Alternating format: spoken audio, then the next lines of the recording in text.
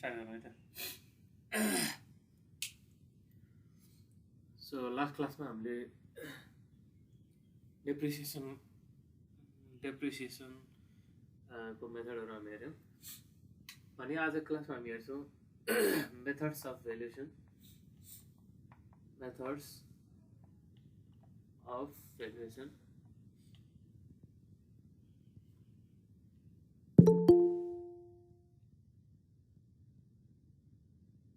Methods of valuation.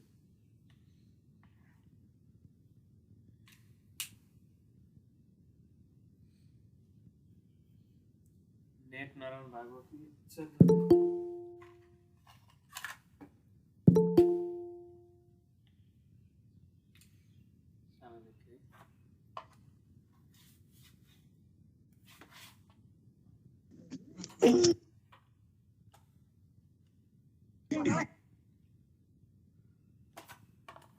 Permanent marker पो राखेछ।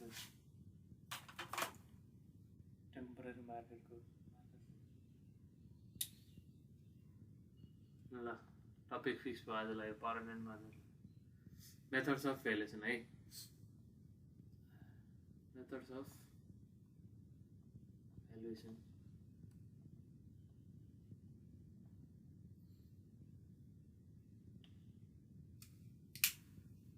Basically अब अहिले नर्मली हामीले कुरा गर्न खोजेको चाहिँ भ्यालुएसन अफ अब ल्यान्ड र बिल्डिङको हो है। तर अरू प्रपर्टीको पनि भ्यालुएसन हुन्छ भनेर हामीले पढिसक्यौँ होइन। जस्तै अब सामान्यतः अब मेथड अफ भ्यालुएसनमा छुट्नुभन्दा अगाडि नर्मल एउटा कुनै बिल्डिङ अथवा ल्यान्डको भ्यालुएसन गर्नुपर्ने छ भने त्यसको प्रोसेस के हुन्छ त है, त्यो सरस्वती अलिकति बताइदिन्छु अनि हामी यसमा जान्छौँ है। सो बेसिकली अब बिल्डिङ अथवा ल्यान्डको भ्यालुएसन गर्नुको लागि चाहिँ फर्स्टमा हामी साइट भिजिट गर्नुपर्ने हुन्छ होइन। साइटमा गएर हेर्नुपर्ने हुन्छ। साइटमा गएर किन हेर्नुपर्ने हुन्छ त भने भन्दाखेरि जस्तै हामीसँग नक्सामा लाल पूर्जामा ब्लुप्रिन्ट नक्सामा चाहिँ एउटा पर्टिकुलर डाइमेन्सनको जग्गा हुनसक्छ है, पर्टिकुलर डाइमेन्सनको घर हुनसक्छ। भरे नक्सामा एउटा हुनसक्छ अनि एक्ज्याक्टली चाहिँ फिल्डमा चाहिँ के हुनसक्छ अर्कै हुनसक्छ है। जस्तै एउटा कुनै बिल्डिङ छ अथवा जग्गा छ, यो चाहिँ के छ त रोडमै टाँसिएको छ भनेर के छ त नक्सामा यसरी रोडमै टाँसिएको छ भनेर देखाएको छ होइन। नक्सामा चाहिँ यस्तो छ अनि हामी चाहिँ मक्क परेर नक्सा यो रोडसँग जोडिएको बिल्डिङको चाहिँ भ्यालु यति हुन्छ, अलिकति बढी भ्यालुएबल हुन्छ भनेर त्यो अनुसारको यसको भ्यालुएसन गरिदिउँ। भोलि गएर चाहिँ हेर्दाखेरि एक्ज्याक्टली यो रोडमा नपरेको जग्गा रहेछ भने के हुन्छ त, भ्यालुएसन गरेको त धेरै आयो नि त होइन। भ्यालुएसन गरेको धेरै आयो भनेपछि यसरी नभएको जग्गाहरू जग्गाको अर्कै लोकेसन अनि भने जति एरिया नै नभएको जग्गाहरूको भ्यालुएसन गरेर इन्जिनियरहरू पनि फसेको घटनाहरू पनि हामीले सुनिरहेछौँ। त्यो भएको हुनाले हामी भोलि फिल्डमा काम गर्दै गर्दाखेरि के थाहा पाउनु पर्यो त भन्दाखेरि हामी साइट भिजिट गर्नै पर्यो है। साइट भिजिट गरेर के गर्ने, हेर्ने त्यहाँ नक्सा अनुसार है, ठ्याक्कै नक्सा अनुसार चाहिँ त्यहाँको बिल्डिङको लोकेसन जग्गाको लोकेसन छ कि छैन त है। रोडबाट यति भनेर होइन, रोडको छेउमा भनेर हेर्न गएको जग्गा रोडकै छेउमा छ कि छैन त है। जग्गाको वरिपरि के छ त है, ट्रान्समिसन लाइनहरू रोडहरू कति टाढा छन्, खोला जग्गाको छेउछाउमा खोला छ कि छैन है। त्यो कुरा किन हेर्नुपर्छ त भने भन्दाखेरि होला ल अहिले जग्गा त यति छ अरे है, अहिले जग्गा भने जति नै छ तर त्यो के छ त रोडको राइट अफ वे भित्र पर्छ। यति जग्गा चाहिँ के हुन्छ त, यति जग्गा चाहिँ रोडको राइट अफ वे भित्र पर्छ। भोलि यो रोड एक्सटेन्सन हुँदाखेरि चाहिँ के हुन्छ त, यो जग्गा चाहिँ के हुन्छ त रोडमा चाहिँ मर्ज हुन्छ भने यस्तो जग्गालाई हामीले भ्यालुएसन गर्न मिल्दैन है। त्यो टोटल एरियामा यो घटाएर गर्नुपर्ने हुन्छ। पछि राइट अफ वेको विषयमा तिमीलाई थाहा छ। राइट अफ वे है, कुनै पनि ट्रान्समिसन लाइन होस् अथवा रोडको प्रोजेक्ट होस् अथवा रिभर होस् है, त्यसको सर्टेन डिस्टेन्स वरिपरि हामीले घर बनाउन पाउँदैन है। र यदि जग्गा छ भने पनि त्यो जग्गालाई हामीले भ्यालुएसन गर्ने बेलामा त्यति एरियालाई चाहिँ हामीले इन्क्लुड गर्न पाउँदैन है। सो त्यो कुराहरू पत्ता लगाउनको लागि हामी के गर्ने, साइट भिजिट गर्ने। ठिक छ, साइट भिजिट गर्ने। साइट भिजिट गरेपछि अब के गर्ने, नाप्ने। अब ओके भनेको लोकेसनमा छ है, वरिपरि के छ सबै हेऱ्यो, तर अब डाइमेन्सन त एरिया त स्योर हुनु पऱ्यो है। त्यसको लागि के गर्ने त, नाप्ने। अब है फिल्डमा आफैले मेजरमेन्ट गरेर नाप्ने है, नापेर यसको एरिया निकाल्ने है। अब बल्ल के गर्ने त, अफिसमा गएर यसको एनालाइसिस गरेर है एकछिन अझै त्यसपछि अर्को चाहिँ मार्केट रेट एनालाइसिस गर्ने है। सुरुमा साइट भिजिट गर्ने, अनि मेजरमेन्ट गर्ने, अनि मार्केट रेट एनालाइसिस गर्ने। मार्केट रेट एनालाइसिस भनेको तिमीले भ्यालुएसन गर्न लगाइरहेको जग्गा यस्तै खाले जग्गा को चाहिँ यस्तै खाले लोकेसन भएको जग्गाको चाहिँ मूल्य कति छ त, प्रेजेन्ट रेटमा कतिमा बेचबिखन भइरहेको छ त भन्ने कुराहरू हामीले त्यहाँको लोकल मान्छेसँग पनि बुझ्न सक्छौँ, र अब ब्रोकरहरूसँग, दलालहरूसँग, ल्यान्ड एजेन्टहरूसँग पनि बुझ्न सक्छौँ है। त्यति बुझिसकेपछि एउटा रिजनेबल रेट त के हुन्छ त, ठ्याक्कै यति रेट भन्ने हुन्न, यतिदेखि यतिसम्म भन्ने हुन्छ है। यतिदेखि यतिसम्म भनौँ तपाईँको आसपासमा यो जग्गा एक आनालाई चाहिँ तपाईँको 7 लाखदेखि चाहिँ तपाईँको 12 लाखसम्म हालेको हामीले देखिया छ भनेर एउटा रेन्ज त थाहा हुन्छ नि त जग्गाको, मार्केट रेट एनालाइसिस गरेर है। सो यो रेन्ज पत्ता लगाउने। अब अफिसमा जाने। अब अफिसमा गएर चाहिँ अफिसियल डकुमेन्ट बनाउने काम गर्ने। के काम गर्ने, सबै कुराहरूलाई इन्क्लुड गरेर चाहिँ अल्टिमेटली जग्गाको भ्यालु कति आउँछ त त्यो पत्ता लगाउने। र त्यो पत्ता लगाउँदै गर्दाखेरि चाहिँ के गर्नुपर्छ त भन्दाखेरि, साइट भिजिट गर्दाखेरि हामीले के गर्यौँ, आफूले एरिया नाप्यौँ है। त्यो जग्गाको एरिया हामीले नाप्यौँ, अनि लालबुर्जामा पनि छ एरिया होइन, त्यो मध्ये कुन सानो छ त, सानोवाला लिने है। सानोवाला किन लिने त भन्दाखेरि भोलि भ्यालुएसन गर्ने बेला तिमीले ठुलोवाला लिदियो भने चाहिँ के भयो त, जस्तै अब नक्सामा सानो छ, नक्सामा फिल्डमा अलिकति ठुलो छ, तर के भयो त नक्सामा सानो छ।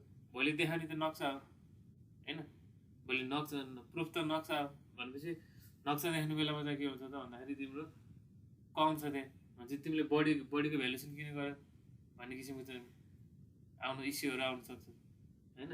त्यस्तै अब के हुन्छ त, नक्सा मात्रै यति छ अरे, तर भोलि नाप्दाखेरि त्यहाँ छैन अरे होइन। अनि त्यो जग्गा किन लिइसकेपछि चाहिँ त्यो मान्छेले ओहो यो त जग्गा कम रहेछ अरे मुद्दा हाल्थ्यो नि, के हुन्छ त होइन। त्यो किसिमको हुनाले भ्यालुएसनलाई चाहिँ फेयर बनाउनको हामी जहिले के गर्छौँ त, विभिन्न प्रकारबाट नाप्दाखेरि जुन एरियाहरू आएको छ त्यो चाहिँ सानो जुन छ त्यही एरिया लिएर हामी गर्छौँ है। त्यस्तै मार्केट रेट एनालाइसिस गर्दा पनि एउटा रेन्ज जुन आउँछ त्यसको चाहिँ के गर्ने, सानोवाला रेन्ज हामी लिने है। सो अल्टिमेटली अफिसमा बसेर चाहिँ हामी के गर्छौँ त, भ्यालुएसन गर्छौँ, ल अल्टिमेटली यो जग्गालाई चाहिँ यति पर्छ, यति हाल्दा हुन्छ भन्ने किसिमको एउटा कन्क्लुजनमा हामी पुग्छौँ है। त्यो जेनरल प्रोसेस। हामी चाहिँ डाइरेक्ट साइट नगइकन, केही पनि नगरिकन डाइरेक्ट अफिसमा बसेर चाहिँ भ्यालुएसन गर्ने मान्छेहरू पनि हुन्छन् है। त्यस्तो चाहिँ के हुन्छ, रिस्क हुन्छ है, त्यस्तो काम गर्नुहुन्न। ल यो त जेनरल प्रोसेस थियो कसरी गरिन्छ भ्यालुएसन भनेर।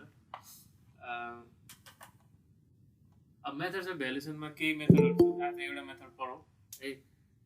पहिलो मेथड चाहिँ के हो त भन्दाखेरि land and building method of valuation, land and building method.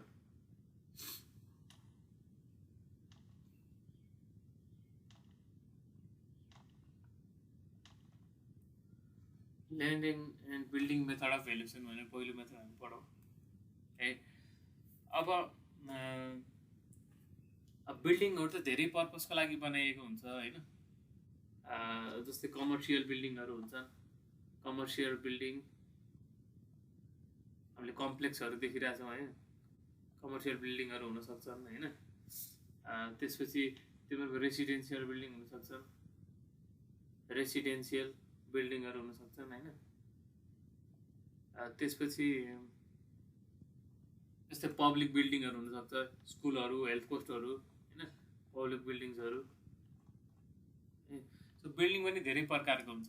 Commercial बिल्डिङको मुख्य उद्देश्य के हो त भन्दाखेरि त्यो बिल्डिङमा चाहिँ के गर्ने, व्यापार गर्ने है, त्यसबाट आम्दानी लिने है, प्रफिट लिने, बिजनेस गरेर चाहिँ के गर्ने त प्रफिट लिनको लागि चाहिँ बनाएको बिल्डिङहरू के हो त कमर्सियल बिल्डिङ हो है। यसबाट के हुन्छ त डाइरेक्ट प्रफिटहरू आउँछ, यसबाट के हुन्छ त इन्कम हुन्छ है, यसबाट डाइरेक्ट इन्कमहरू हुन्छ है। रेसिडेन्सियल बिल्डिङमा त अब हामी घरमा बसेर त के हुन्छ त त्यसबाट केही इन्कम त पाउँदैनौँ। ठिक छ, रेन्टमा लगायो भने छुट्टै कुरा भयो, त्यो पनि कमर्सियल टाइपको कुरा भयो है। भाडामा लगायो भने फाइन है, त्यो पनि इन्कम हो। तर नर्मल हामी यत्तिकै घरमा बसेर के हुन्छ त त्यसको कुनै पनि इन्कम हुँदैन है। त्यस्तै अब पब्लिक बिल्डिङ्सहरू, स्कुल्सहरू है, पब्लिक बिल्डिङ स्कुलहरूको पनि के हुन्छ त यिनीहरूको पनि डाइरेक्ट प्रफिट यसबाट चाहिँ बिल्डिङबाट चाहिँ के हुँदैन, इन्कम हुँदैन। ठिक छ, सो त्यो भएको हुनाले जुन जुन बिल्डिङबाट इन्कम हुन्छ है त्यसलाई हामी अर्को मेथडबाट चाहिँ के गर्छौँ है भने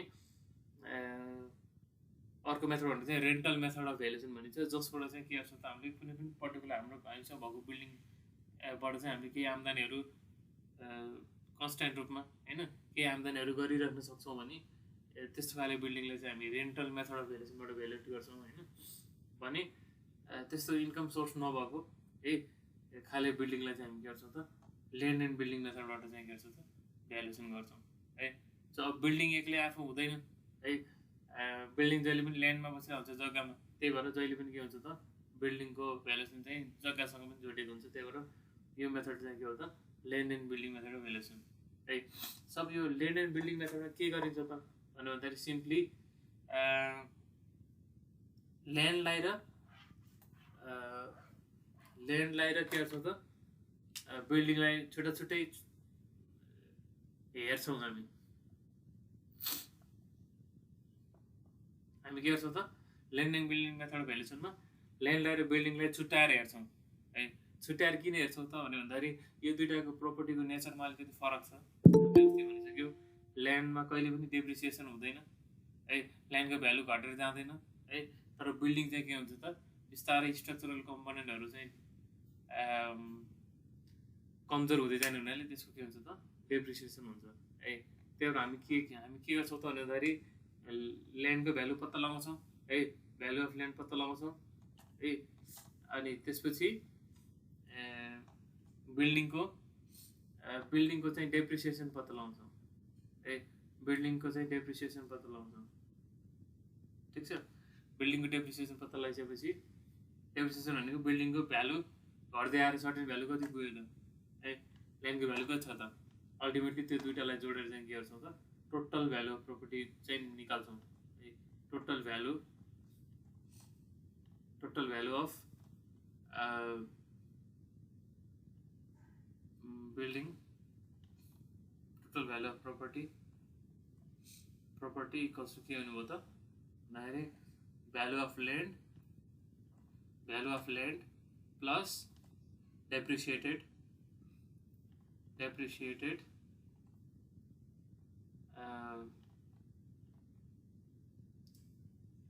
स्यालभेज भ्यालु भनौँ न, डेप्रिसिएट भएर बाँकी रहेको कति त स्यालभेज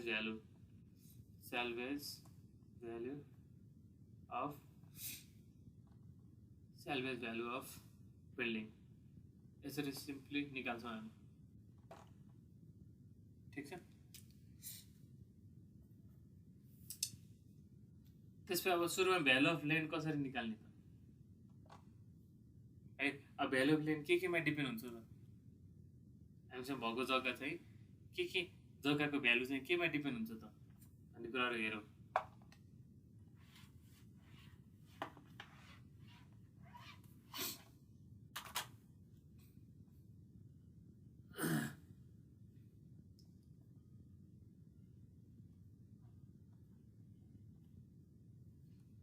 अब जग्गाको भ्यालुएसन गर्ने बेलामा चाहिँ अब यसको पनि डिफ्रेन्ट मेथडहरू छ है। यसमा चाहिँ हाम्रो कम्पेरेटिभ मेथड कम्पेरेटिभ मेथड,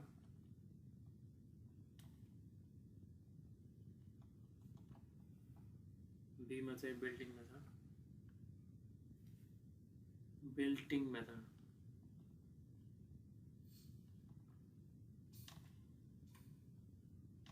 ठिक छ। दुईवटा तरिकाबाट हामीले के गर्न सक्छौँ त ल्यान्डलाई भ्यालुएसन गर्न सक्छौँ। सुरुमा कम्पेरेटिभ मेथड हेरौँ। कम्पेरेटिभ मेथड भनेको नर्मल है, डिफ्रेन्ट टाइप्स अफ ल्यान्डमा चाहिँ कुन जग्गा कस्तो ठाउँमा छ है, अनि मान्छेलाई कस्तो खाले जग्गा प्रिफर हुन्छ लोकेसनको आधारमा, पर्पसको आधारमा होइन, फेसिलिटीको आधारमा भने ती फ्याक्टरहरूलाई कम्पेरिजन गरेर के अरे एउटा ल्यान्डको भ्यालु निकाल्ने है। सो कम्पेरेटिभ मेथडमा चाहिँ के पर्छ त भन्यो भन्दाखेरि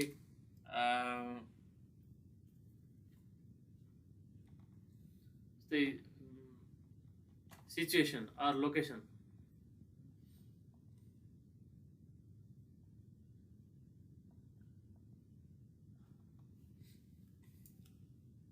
ठिक छ। भन्नु खोजेको कुनै पनि जग्गाको लोकेसन अथवा सिचुएसनले चाहिँ के असर गर्छ त भन्दा त्यसको भ्यालुमा असर गर्छ। कसरी गर्छ त भन्दाखेरि एउटा रत्नपार्कको छेउमा भएको जग्गा र है, रत्नपार्कको जग्गा छेउमा भएको जग्गा र ललितपुरको उता छेउको डाँडामा भएको जग्गामा के फरक पऱ्यो त? लोकेसन फरक पऱ्यो होइन। किन भन्दाखेरि रत्नपार्क एरियामा भएको जग्गा चाहिँ के भयो त इजिली सबै ठाउँमा चाहिँ एक्सेसिबल भयो है, हस्पिटल पनि नजिकै छ, कलेज पनि नजिकै छ है, कहीँ बाहिर जानु पऱ्यो एयरपोर्ट पनि नजिकै छ होइन, सबै खाले फेसिलिटिजहरू के छ त वरिपरि छ, नजिक छ। अनि त्यस्तो खाले ठाउँमा मान्छेहरू के खोज्छ त सबैजना बस्न खोज्छ नि त होइन, सब आफूलाई इजी होस् फेसिलिटी होस् भनेर सबै ठाउँमा त्यस्तो सबै मान्छेहरू त्यस्तो ठाउँमा बस्न खोज्छ भने त्यसको भ्यालु अभियसली भ्यालु के हुन्छ त बढी हुन्छ।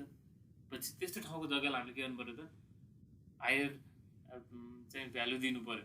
भ्यालुसन गर्ने बेला त्यस्तो खाले ठाउँको जग्गामा के हो त धेरै भ्यालु पाउने भयो, ठिक छ। त्यस्तै अर्को भनेको जग्गा कता फर्किएको छ त है, ओरिएन्टेसन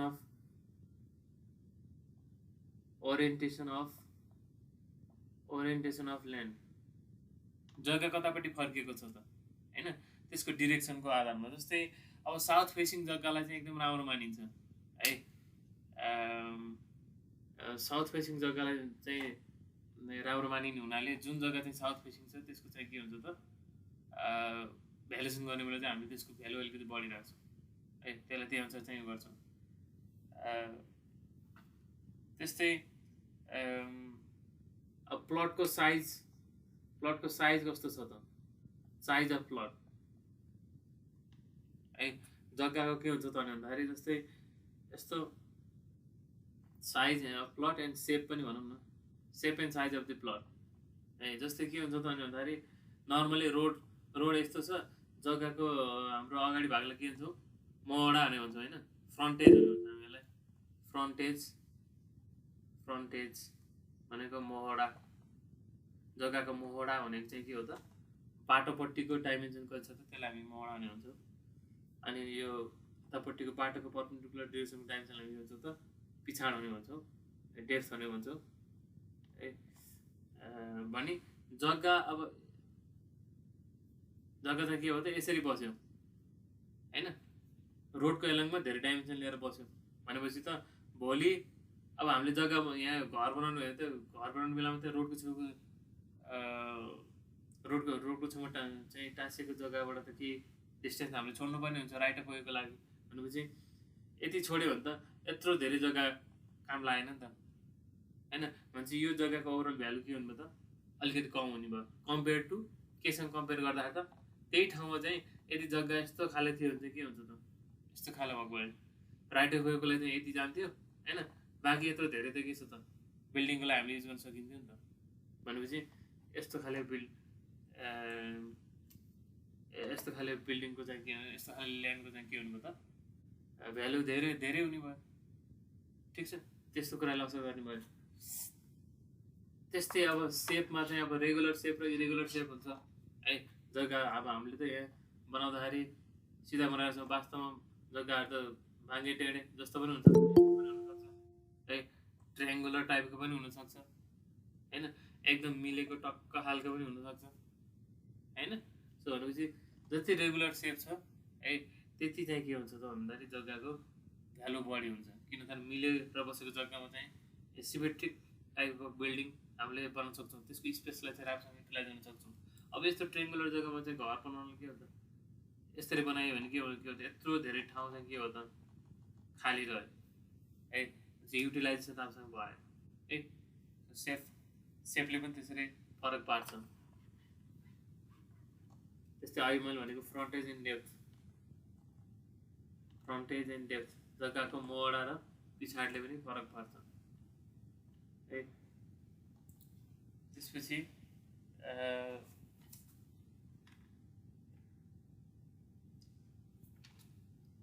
अब रोडको हिसाबले सर हजुर कस्तो क्लियरै छैन है। आज खै सुरुदेखि नै यस्तै आइरहेछ।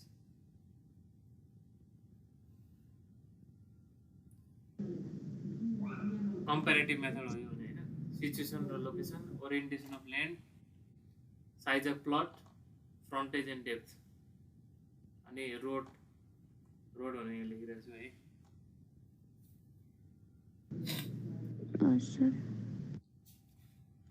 सो रोडको रेस्ट्रिक्टमा चाहिँ त्यो ल्यान्डको पोजिसन के कस्तो छ भन्ने हिसाबमा पनि हामीले के गर्न सक्छौँ त ल्यान्डको भ्यालुएसन चेन्ज भएको हामी देख्न सक्छौँ। जुन रोडसँग जस्तै बिल्डिङ पनि ल्यान्ड कुनै पर्टिकुलर ल्यान्ड चाहिँ रोडसँग एउटा साइडमा यसरी जोडिएको हुनसक्छ है, दुवै साइडमा यसरी जोडिएको हुनसक्छ है, अथवा यतापट्टि रोड गइरहेछ यतापट्टि चाहिँ बिल्डिङ चाहिँ यो यतापट्टि चाहिँ जग्गा बसेको हुनसक्छ होइन। सो यो डिफ्रेन्ट लोकेसन्स, यो डिफ्रेन्ट पोजिसन, रोडको डिफ्रेन्ट पोजिसनले पनि के गर्न सक्छ त बिल्डिङको चाहिँ यो ल्यान्डको चाहिँ के भ्यालु चाहिँ डिटर्माइन गर्न सक्छ है। अब यो कुराहरू भ्यालुएसनमा गाह्रो के हो त भन्दाखेरि ल यसरी असर त पऱ्यो, यो असरलाई कसरी चाहिँ हामीले हिसाबमा लैजाने त त्यो कुरा चाहिँ गाह्रो कुरा हो कि ए। फलाना चिजले असर गर्छ थाहा छ है, ल रत्नबागमा राम्रो फेसिलिटिज छ, ललितपुरमा भन्दा रत्नबागमा राम्रो फेसिलिटी छ अरे, बिल्डिङहरू हस्पिटलहरू नजिक छ अरे, तर त्यसको आधारमा चाहिँ त्यो जग्गाको भ्यालु चाहिँ कति हाई राख्ने त, त्यहाँ न्युमेरिकली फाइदा हुने फेसिलिटी हुन्छ सजिलो हुन्छ भन्ने चिजलाई चाहिँ न्युमेरिकली पैसामा कति राख्ने त ए, त्यो कुरा चाहिँ के हुन्छ त गाह्रो कुरा हुन्छ कि ए। सो त्यसको लागि चाहिँ हामीले फर्दर के गर्नुपर्ने हुन्छ त मार्केटमा चलिआएको के छ त ए, नर्मली कति डिफ्रेन्स हुन्छ त त्यस्तो खाले जग्गाहरूमा ए, त्यो कुराहरू चाहिँ हामीले हेर्नुपर्ने हुन्छ। ठिक छ, यो भनेको नर्मल हामीले थाहा भएको पनि कुरा हो होइन, तर थाहा पाइराख्नुपर्ने पनि कुरा हो।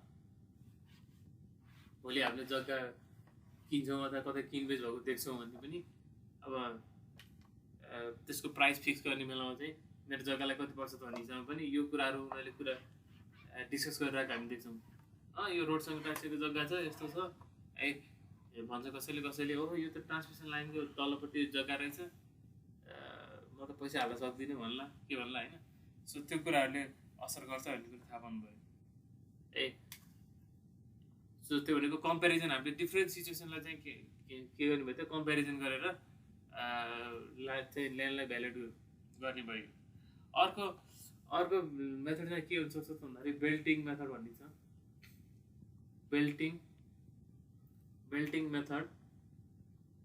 बेल्टिङ मेथड अफ भ्यालुएसन। अहिले हामी जस्ट जग्गाको भ्यालुएसनको मेथड के हो भनेर हेरिरहेको छौँ है। सो बेल्टिङ मेथड अफ भ्यालुएसनमा चाहिँ हामी के गर्छौँ त भन्दाखेरि एउटा कुनै पर्टिकुलर जग्गा छ होइन, पर्टिकुलर जग्गा छ यसरी छ र एउटा साइडमा चाहिँ के छ त रोड छ है, रोड छ भने अब यो मेथडको प्रिन्सिपल के हो त, यो मेथडको प्रिन्सिपल के हो त भन्दाखेरि जति जग्गा चाहिँ रोडको नजिक छ ए हामीसँग भएको के गर्ने जग्गालाई चाहिँ 3 भाग लगाउने युजली ए 3टा भाग लगाउने र 3टा भाग लगाइसकेपछि 3टा भाग के आधारमा लगाउने त भन्दाखेरि अलोङ दि रोडसँग प्यारलल हुने गरी के गर्ने त तीनटा भाग लगाउने तीनटा भाग लगाइसकेपछि चाहिँ जुन भाग चाहिँ के छ त जुन भाग चाहिँ रोडको एकदम नजिक छ जुन भाग रोडको नजिक छ त्यसको रेट हाई राख्ने त्यसको भ्यालु बढी राख्ने त्यसपछि बिचको अलिक कम राख्ने र रोडबाट सबैभन्दा टाढा भएकोवाला चाहिँ के गर्ने त अझै कम भ्यालु राख्ने र ओभरअल एड गरेर चाहिँ के गर्ने त यो जग्गाको चाहिँ भ्यालु निकाल्ने त्यो मेथड हामी के भन्छौँ बेल्टिङ मेथड भन्छौँ र यसरी हामीले टुक्रा पारेको यो 3 टुक्रालाई हामी के भन्छौँ त बेल्ट भनेर भन्नु खोजेको बेल्ट भनेर भन्नु खोजेको ठिक छ सर अनि त्यसपछि जग्गा सधैँ यो रोडसँग टाँसिएको हुन्छ त नहुन पनि सक्छ यता कतै छ यता कतै छ त्यो अनुसार यो सुरुवालाकै के भन्नु त रोडसँग टाँसिएको छैन रोडबाटै पहिले टाढा छ भनेपछि यसको एउटा भ्यालु हुने भयो अझै अरूको फर्दर चाहिँ के भन्नु त अझै कम भ्यालु हुँदै जाने भयो सो जति रोड यो मेथडले चाहिँ के गर्छ त जति रोडको नजिकको जग्गा छ त्यसको भ्यालु धेरै निकालिदिन्छ र जति रोडबाट टाढा टाढा छ त्यति के हुन्छ त जग्गाको चाहिँ भ्यालु के हुन्छ त गर्दै गर्दै आउँछ त्यो भयो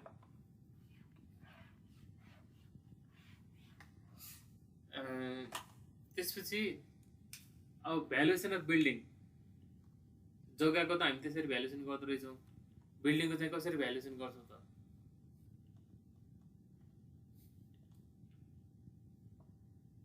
भ्यालुएसन अफ बिल्डिङ सो हामीले इस्टिमेसन पढ्ने बेलामा what are the importance of estimation भनेर बनाइदियौँ र त्यसको लास्टको पोइन्टमा चाहिँ के थियो त भन्दाखेरि भ्यालुएसन भनेर पनि थियो है सो बिल्डिङको भ्यालुएसन हामी कसरी गर्छौँ त भन्दाखेरि प्रेजेन्ट डेमा आइपुग्दाखेरि त्यो एक्जिस्टिङ प्रोपर्टीको प्रेजेन्ट डेमा चाहिँ के छ त प्रेजेन्ट डेमा चाहिँ एस्टिमेटेड भ्यालु कति छ त प्रेजेन्ट डेमा चाहिँ एस्टिमेटेड भ्यालु कति छ त प्रेजेन्ट डेको एस्टिमेटेड भ्यालु पत्ता लगाउँछौँ अनि त्यसको टोटल लाइफ स्प्यान कति छ त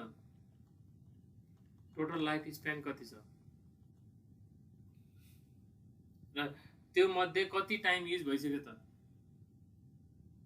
हैन कुनै पनि बिल्डिङ छ बिल्डिङ त बनिसक्यो हैन बिल्डिङ बनिसक्यो भनेपछि त केही वर्ष त युज भइसक्यो होला हैन भर्खरै बन्यो भने पनि 1 महिना त युज भयो नि त हैन भनेपछि युज भएर कति टाइम चाहिँ युज हुने स्टार्ट भएको कति टाइम भयो त भन्छ कुनै प्रपर्टी युज हुन थाल्ने बित्तिकै के हुन्छ त्यसको त डेप्रिसिएसन हुन्छ हैन त्यो कुराले प्रेजेन्ट डेमा आइपुग्दाखेरि त्यसको भ्यालु टोटलमा कति हुन्थ्यो प्रेजेन्ट रेट हेर्दाखेरि चाहिँ त्यसको भ्यालु कति छ प्रेजेन्ट डे एस्टिमेटेड भ्यालु तर त्यो त सर्टेन इयर त युज भइसक्यो भने त्यति इयरमा डेप्रिसिएसन कति भयो त सो त्यो डेप्रिसिएसन निकालिसकेपछि के हुनु भयो त भन्दाखेरि टोटल भ्यालु माइनस डेप्रिसिएसन गरेर हामी के गर्छौँ त अहिलेको चाहिँ त्यसको चाहिँ एस्टिमेटेड भ्यालु हामी निकाल्न सक्छौँ है त्यो चाहिँ हाम्रो भ्यालुएसन अफ बिल्डिङ भयो यो चाहिँ कसरी निकालिन्छ त भन्दाखेरि अब हामीले एस्टिमेसन कसरी गर्थ्यौँ त्यही हिसाबले चाहिँ गर्छौँ एस्टिमेटेड भ्यालु हामी निकाल्छौँ सुरुमा एस्टिमेटेड भ्यालुको लागि चाहिँ हामीले के गर्न सक्छौँ त plinth area method cubic rate method भनेर जुन हामीले पढ्यौँ क्युबिक रेट मेथड यो मेथडहरूको आधारमा चाहिँ हामी के गर्छौँ त बिल्डिङको अहिले त्यो एक्जिस्टिङ बिल्डिङ त्यस्तै एक्जिस्टिङ बिल्डिङ अहिले बनाउनलाई कति टाइम लाग्छ त सरी कस्ट कति लाग्छ त त्यसलाई इस्टिमेट गर्छौँ र त्यो इस्टिमेटेड भ्यालु अनुसार चाहिँ त्यसलाई डिप्रिसिएसन गर्दै लैजान्छौँ डिप्रिसिएसन गर्दै लैसकेपछि चाहिँ अल्टिमेटली यो टाइममा चाहिँ आइपुग्दाखेरि कति भयो त त्यसको बिल्डिङ भ्यालु त्यो पत्ता लगाउँछौँ अब सो त्यसको लागि चाहिँ अब डेप्रिसिएसन कसरी निकाल्छौँ त हामीले अस्ति त डेप्रिसिएसनको हिसाब त सिक्यौँ त्यो एउटा तरिका त भयो मेसिनहरूको लागि अब बिल्डिङको लागि चाहिँ अब बिल्डिङको लाइफ के हुन्छ त नर्मली 80 देखि 100 वर्ष हामी लिन्छौँ हैन बिल्डिङको लाइफ त्यही भएर हामी एउटा स्ट्यान्डर्ड डेप्रिसिएसनको लागि चाहिँ एउटा तरिका के अपनाउँछौँ त भन्दाखेरि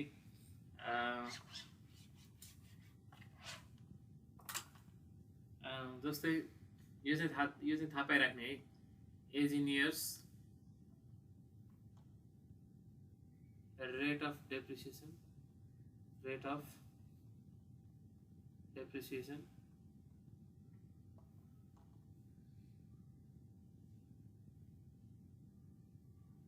total depreciation.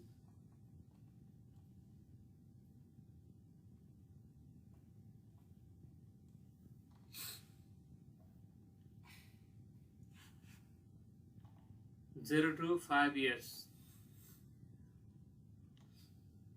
बिल्डिङको केसमा चाहिँ हामीले बिल्डिङ बनाएको 5 वर्षसम्मलाई चाहिँ हामी के गर्दैनौँ त, त्यसको डेप्रिसिएसन लिँदैनौँ है, किनभने बिल्डिङको लाइफ अब 80 वर्ष हुन्छ। 80 वर्षको लागि चाहिँ टिक्ने चिजलाई चाहिँ 5 वर्षसम्म चाहिँ हामी के गर्छौँ त, त्यसलाई डेप्रिसिएसन लिँदैनौँ है, 0 भयो त। त्यसपछि 5 देखि कति वर्ष, 10 वर्ष चाहिँ के गर्छौँ त भन्दाखेरि 0.5% पर इयर, प्रत्येक वर्ष चाहिँ के गर्छौँ त 0.5%को दरले चाहिँ के गर्छौँ त, त्यसलाई चाहिँ डेप्रिसिएट गराउँछौँ है। त्यो गरेर चाहिँ के हुन्छ त, 5 वर्षको लागि गर्दा के आयो त, 5 वर्षको लागि 5 × 25 गर्दा 2.5% आयो होइन, 2.5% आयो। 10 वर्ष पुग्यो भने चाहिँ के भयो त 2.5। 7 वर्ष बिल्डिङ बनाएको 7 वर्ष भएको रहेछ भने के गर्ने, 5 वर्षसम्म परेन, अनि 2 वर्षको लागि चाहिँ 2 × 0.5 गर्दा चाहिँ 1% गरिदिने कि, बुझिरहेछ। त्यस्तै 10 देखि 20 वर्षको छ भने चाहिँ 0.75% पर इयर, 1 वर्षमा 0.75 को दरले, भनेपछि 10 देखि 20 वर्षसम्म पुग्दाखेरि के भयो त, 10 वर्ष भयो। 10 वर्ष भनेको टोटल 7.5% भयो है। अनि फोर्थ स्ल्याबमा चाहिँ 20 to 40, 30 वर्षको अवधिमा हेर्दाखेरि 20 to 40 इयर्समा चाहिँ कति राखिदिने, 1% भनेर राखिदिने, 1% पर इयर है। कति आयो त 20%। अनि 40 देखि 80 वर्ष, 40 देखि 80 वर्षमा चाहिँ के गरिदिने, 1.5% को दरले, 1.5 पर इयर को दरले कति आयो त 40, 15 60% आयो है। टोटल जोड्दा कति आयो त 60, 70, 80, 90 आयो नि है। टोटल डेप्रिसिएसन कति भयो त 90% भयो भनेपछि त 80 वर्षमा 90% डेप्रिसिएसन भयो भनेपछि त स्यालभेज भ्यालु कति भयो त 10% भयो। 10% चाहिँ के भयो त स्यालभेज भ्यालु भयो, ठिक छ।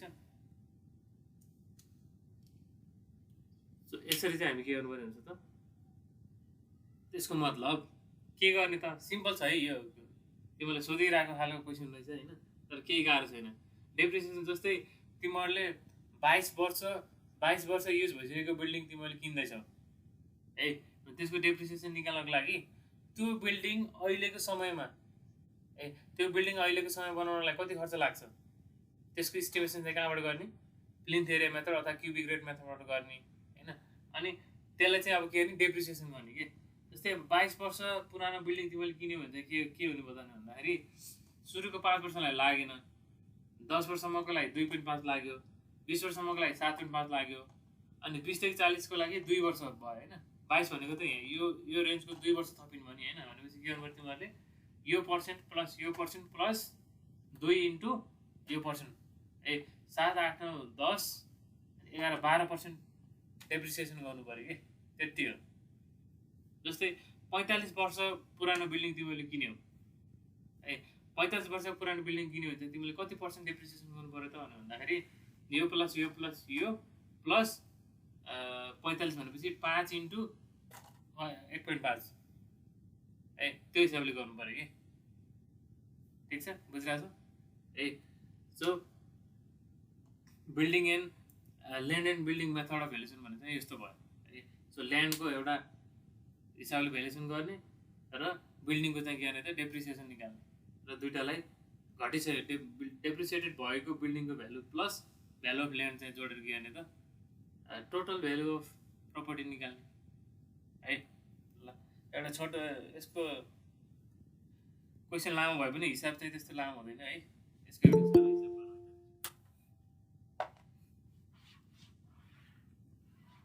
यसबाट तिमीलाई सोधिरहेको रहेछ क्वेसनहरू तर सजिलो छ यो।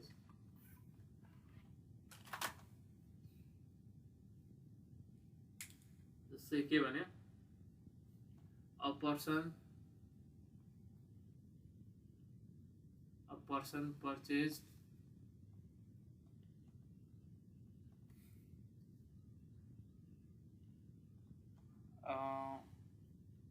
an old two-storied building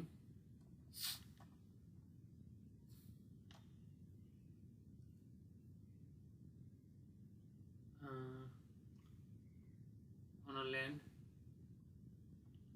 measuring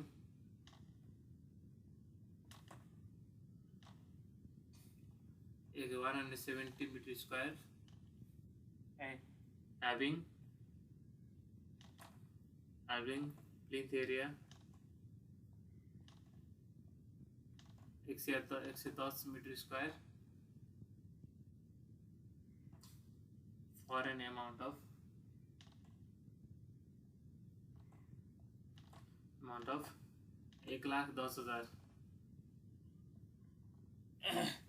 कुन जमानाको कुरा हो यो होइन तर हिसाब है यो फ्रम रेकर्ड्स। अनि अर्को कुरा र जस्तै हामीले कुनै पनि बिल्डिङ किन्यौँ हाम्रो एक्जिस्टिङ बिल्डिङ किन्न लाग्यौँ त्यसको चाहिँ लाइफ कति भयो त त्यो कति वर्ष पुरानो भने कसरी थाहा पाउने भन्दाखेरि यो घर बनाइसकेपछि त घर बनाउनु बेला त पास गरेको हुन्छ नि त होइन। त्यो घर पास गर्दाखेरिको मिति अनुसार चाहिँ हामीले के थाहा पाउन सक्छौँ त त्यो घर चाहिँ कति वर्ष पुरानो रहेछ भन्ने कुरा थाहा पाउन सक्छौँ है त। अथवा घर बनाउने बित्तिकै त ट्याक्स तिर्नुपर्ने हुन्छ पहिलो ट्याक्स तिरेको मिति कति थियो त है त्यो चाहिँ हामीले ल्यान्ड मेजरिङ अफिसबाट चाहिँ हामीले थाहा पाउन सक्छौँ है। यत्तिकै मैले हिजो मात्रै 2-3 वर्ष मात्रै अगाडि भयो घर बनाएको भनेर यति मुख्य भनेर चाहिँ पत्याउनु हुँदैन है। त्यसलाई चाहिँ उसमा हेर्नुपर्छ डकुमेन्टमा फ्रम चाहिँ the age of building is the age of building is 45 years yeah? If present value of land आज अक्षर क्लियर आएन है त्यति। if present value of land is Rs 320 per meter square and present plinth area rate is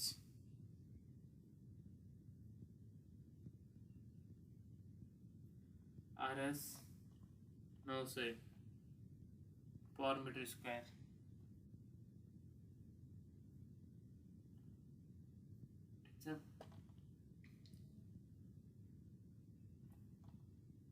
त्यसपछि work out valuation अथवा simply भनौँ न valuate the building and compare it valuate the building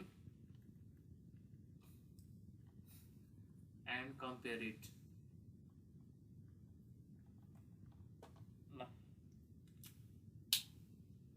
गाह्रो छैन यो क्वेसन तिमीलाई एकचोटि ओल्ड इज गोल्ड हेर एकचोटि सोधेको जस्तो खालि क्वेसन है। के भनेछ त भन्दाखेरि a person purchased an old 2-story building 2 तले पुरानो बिल्डिङ चाहिँ एउटा मान्छेले किन्यो अरे त्यो वर्ष चाहिँ त्यो बिल्डिङ चाहिँ कति वर्ष पुरानो छ अरे त भन्दाखेरि 45 वर्ष पुरानो छ अरे है 45 वर्ष पुरानो छ अरे। त्यसपछि अहिले कतिमा किन्यो अरे उसले त भने भन्दाखेरि 1,10,000 किन्यो अरे अहिले किनेको हो के किनेको एउटा 2 तले पुरानो बिल्डिङ किनेको कहिले बनाएको रहेछ त्यो बिल्डिङ 45 वर्ष पहिला बनाएको रहेछ 45 वर्ष पहिला बनाएको रहेछ अनि अहिलेको समयमा चाहिँ जग्गाको भ्यालु कति रहेछ त 320 पर मिटर स्क्वायरको चाहिँ 320 रुपियाँ रहेछ अनि बिल्डिङको चाहिँ त्यस्तै खाले बिल्डिङ अहिले बनाउनको लागि चाहिँ के लाग्दो रहेछ त 900 रुपियाँ पर मिटर स्क्वायर प्लिन्थ एरियाको लाग्दो रहेछ प्लिन्थ एरिया पनि दिएको छ टोटल जग्गाको एरिया 170 मिटर स्क्वायर दिएको छ प्लिन्थ एरिया चाहिँ के दिएको छ त 110 चाहिँ मिटर स्क्वायर दिएको छ सो यसमा त अब सबै रेट दिइसक्यो अब यसमा त केही गाह्रो कुरै छैन प्रेजेन्ट भ्यालु अफ ल्यान्डकै भ्यालु यति प्रति मिटर स्क्वायर चाहिँ यति रुपियाँ भनेर चाहिँ उसले निकालेर दिइसक्यो वास्तवमा एक्चुअल फिल्डमा काम गर्दाखेरि यो रेट पत्ता लगाउनलाई गाह्रो हो अहिले त न्युमेरिकली दिइसक्यो इक्जाममा तिमीलाई त देला तर भोलि फिल्डमा काम गर्दा चाहिँ यो यत्तिकै चाहिँ पत्ता लगाउन चाहिँ गाह्रो छ इजी चाहिँ छैन अहिले हामीले पढेको डिफ्रेन्ट क्राइटेरियाहरू कम्पेयर गरेर चाहिँ हामीले के गर्नुपर्ने हुन्छ त यो जग्गाको रेट फिक्स गर्नुपर्ने हुन्छ प्रति आना यति रुपियाँ भनेर पत्ता लगाउनु चाहिँ अलिकति गाह्रो कुरा हो तर अहिले हामीले पढ्दै गर्दा चाहिँ इक्जाम हिसाबले चाहिँ त्यस्तो गाह्रो छैन यो रेट चाहिँ क्वेसनले दिएको हुन्छ भने अब यसमा सिम्पल छ अब जग्गाको त के छ त जग्गा हामीसँग कति छ त्यस भए 170 मिटर स्क्वायर नै छ त्यो जग्गाको अहिलेको रेट कति छ त 320 पर मिटर स्क्वायर छ भनेपछि यो इन्टु यो गरेपछि सकिहाल्यो जग्गाको त आइसक्यो भ्यालुसन भइसक्यो अनि अब बिल्डिङको लागि के गर्ने त भन्दाखेरि बिल्डिङको प्लिन्थ एरिया कति छ त 110 मिटर स्क्वायर छ होइन भने अहिले त्यस्तै खाले जग्गा अहिले त्यस्तै खाले बिल्डिङ बनायो भने प्लिन्थ एरियाको पर मिटर स्क्वायर कति रुपियाँ लाग्दो रहेछ त बनाउनलाई 900 रुपियाँ लाग्दो रहेछ तर त्यो त नयाँ बिल्डिङ हो नि त होइन नयाँ बिल्डिङ हो नयाँ बिल्डिङ बनाउनलाई त्यति लाग्छ होइन भने यो पुरानो 45 वर्ष पुरानो बिल्डिङको त भ्यालु त्यति नै त हुन सक्दैन भनेपछि के हुनु पऱ्यो त घट्नु पऱ्यो कुन रेटमा घट्नु पऱ्यो भन्दाखेरि एउटा 45 वर्ष पुरानो बिल्डिङको रेट चाहिँ कति पर्सेन्टले घट्नु पऱ्यो त भन्दाखेरि अहिले हामीले पढेको 45 वर्ष पुरानो बिल्डिङको चाहिँ के हुनु पऱ्यो त 5 वर्षसम्मको लागि चाहिँ कुनै डेप्रिसिएसन हुनु भएन 5 देखि 10 वर्षको लागि चाहिँ 2.5% डेप्रिसिएसन हुनु पऱ्यो 10 देखि 20 को लागि 7.5 हुनु पऱ्यो होइन अनि 20 देखि 40 को लागि चाहिँ 20% हुनु पऱ्यो 40 देखि 80 वर्षको लागि चाहिँ के हुनु पऱ्यो त 60% भने हुनु पऱ्यो सो त्यो अनुसार चाहिँ हामी एउटा पर्सेन्टेज निकाल्छौँ अनि त्यो पर्सेन्टेज निक्लिसकेपछि त सकिहाल्यो ल अब गरौँ है त हिसाब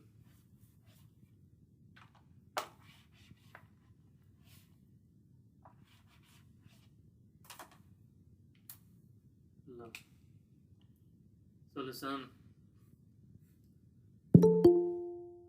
given के दिएको छ त एरिया अफ ल्यान्ड जग्गाको एरिया कति छ त area of land equals to 170 metre square है जग्गाको कति छ area 170 metre square present rate of जग्गाको प्रेजेन्ट रेट अफ ल्यान्ड कति छ प्रेजेन्ट भ्यालु अफ ल्यान्ड भनेर चाहिँ 100 आरएस 320 पर मिटर स्क्वायरलाई 320 रुपियाँ रहेछ भनेपछि टोटल अहिले भ्यालु अफ ल्यान्ड कति आयो त्यस भए भनेको सिम्पली 170 इन्टु 320 54,400 आयो सक्यो जग्गाको त अरू केही गर्नु पऱ्यो डेप्रिसिएसन पनि हुँदैन होइन जग्गाको कुरा सक्यो ठिक अब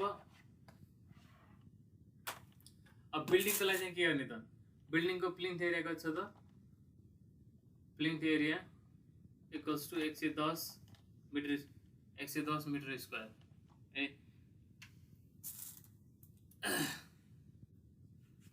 अनि प्लिन्थ एरिया रेट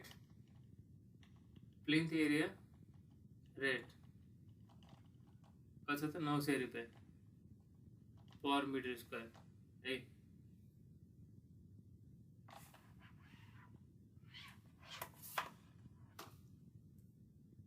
त्यसो भए देयरफोर एस्टिमेटेड कस्ट कति भयो त बिल्डिङको 110 इन्टु 900 है 110 इन्टु 900 भनेपछि 49,000।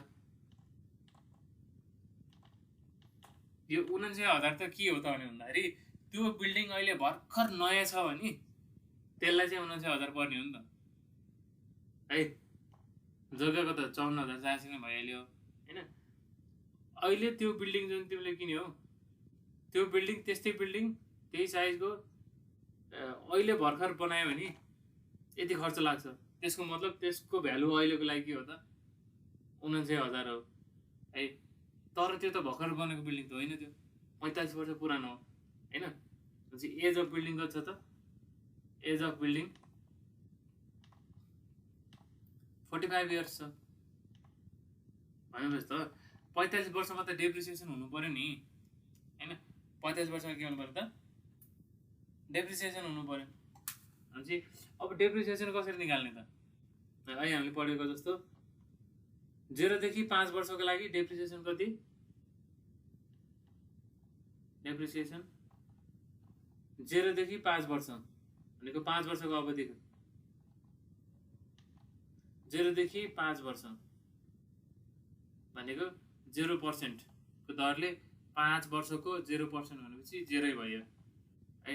नो डेप्रिसिएसन है। यसलाई फेरि माथि गरौँ है। यो आए यो मेटायो। भ्यालु अफ ल्यान्ड कति छ त? 54,400 छ है।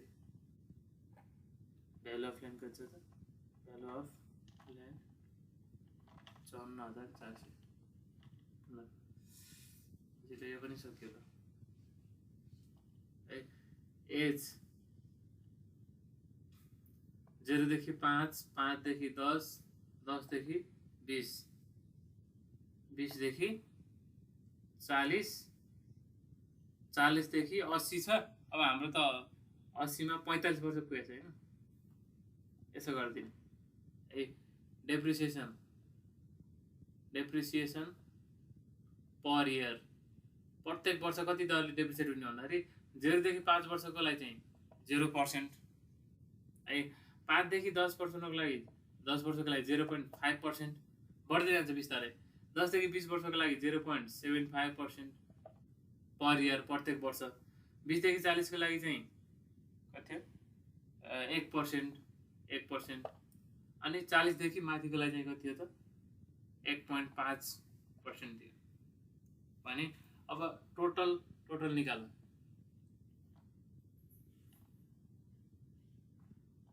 ए यो 0%, 0.5% कति वर्ष? 5 वर्ष। 5 इन्टु 0.5 गर्दा के आयो त? 5 इन्टु 0.5% भनेको कति त? 2.5% आयो। ए 2.5%। त्यस्तै 10 देखि 20 वर्षको भनेको 10 वर्षको लागि प्रत्येक वर्ष 7.5 भन्नु 0.75 भनेपछि के आयो त? 10 इन्टु 0.75 गर्दा कति आयो त? 7.5% आयो। ठिक छ। 20 देखि 40 भनेको 20 वर्षको लागि 1% दरले गर्दा के आयो त? 20 इन्टु 1% इक्वल्स टु 20 है। अब 40 देखि 45 त 5 वर्ष भइहाल्यो। 5 इन्टु 1.5% गर्दा कति आयो त? 15 7.5% आयो है। गर्दा कति आयो त? टोटल कति आयो त? अब 45 वर्षको लागि 20, 30, 37.5% आयो। 37.5% भनेपछि यदि त्यो बिल्डिङ अहिले भर्खर बनेको भए त्यसको भ्यालु कति हो त? 79,000 हो है। भनेपछि त्यसको चाहिँ डेप्रिसिएसन कति हुँदो रहेछ त? 37.5% हुँदो रहेछ है। के भनेपछि डेप्रिसिएसन कति हुनुभयो त? डेप्रिसिएसन इक्वल्स टु 37.5% अफ 79,000 है। कता कति आयो त? 37.5 भनेको 37125 37,125 यति आयो है।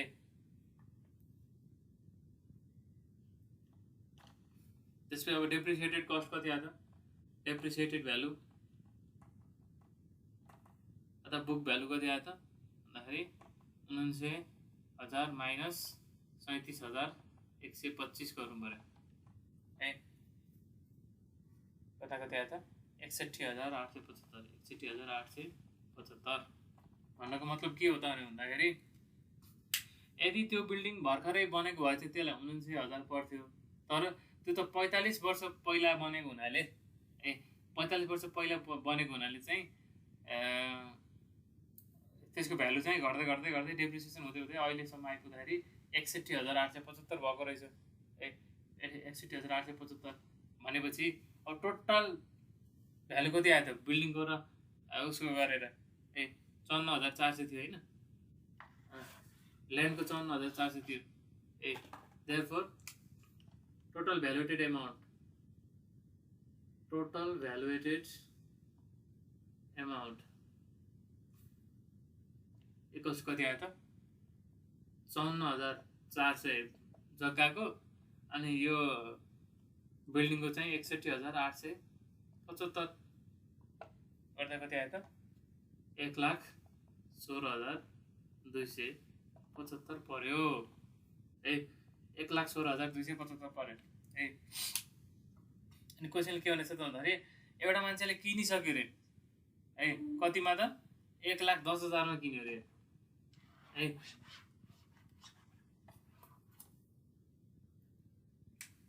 1,10,000 मा के गर्यो त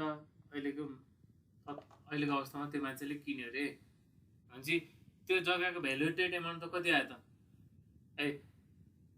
जग्गा र बिल्डिङको गरेर कति आयो त 1,16,275 आयो तर त्यसलाई कतिमा किन्यो त त्यो मान्छेले भन्दाखेरि 1,10,000 मा किन्यो त्यसको मतलब के भयो त भन्दाखेरि उसले चाहिँ फाइदा भएछ किनेको मान्छेलाई चाहिँ के भएछ त फाइदा भएछ भनेर भनिदिनु पर्यो कति रुपियाँले फाइदा भयो त भन्दाखेरि प्रफिट कति भइदियो त के बढ्यो घटाइदिने 1,16,275 माइनस 1,10,000 गरिदिनु गर्दा 6,275 रुपियाँ चाहिँ उसलाई चाहिँ फाइदा भएछ भनेर भनिदिनु पर्यो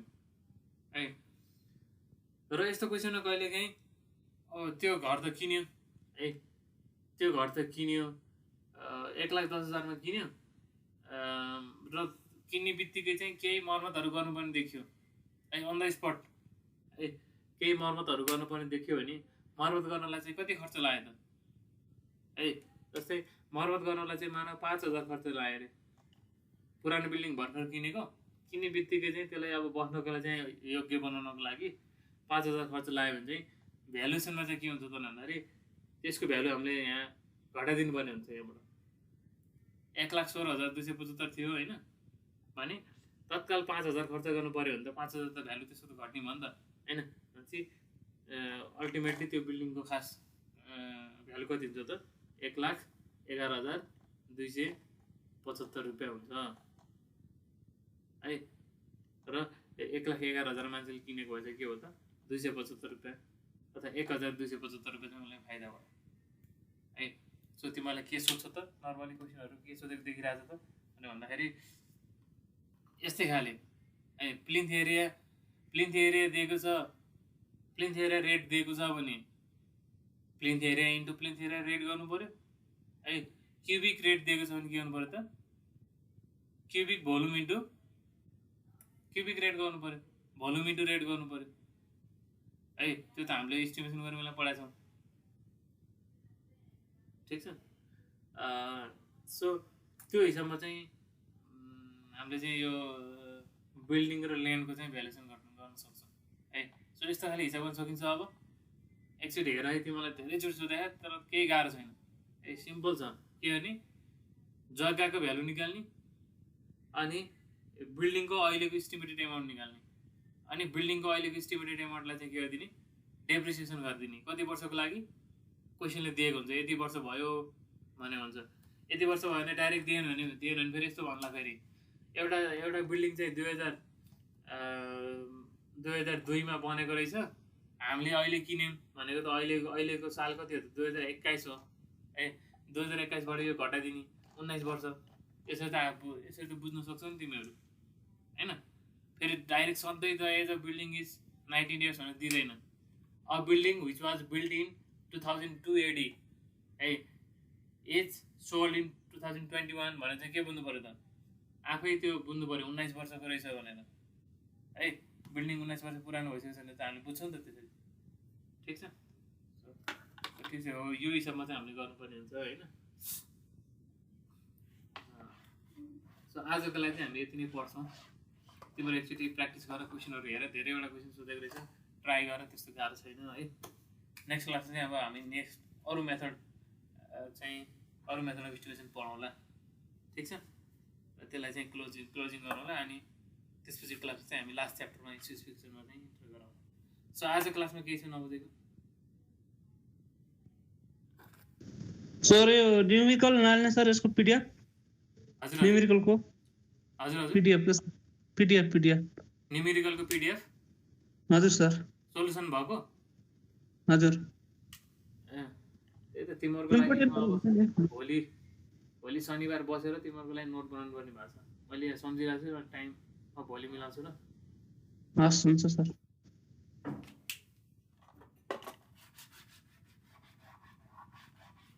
ठिक छ ल, आजलाई यति नै होइन।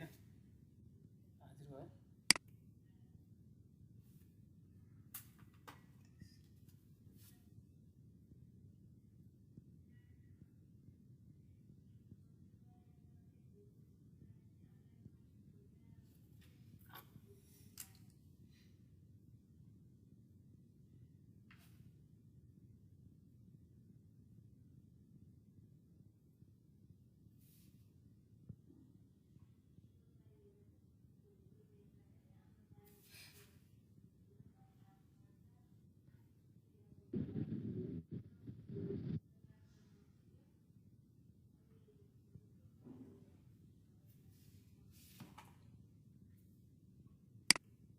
ल यति नै गरेर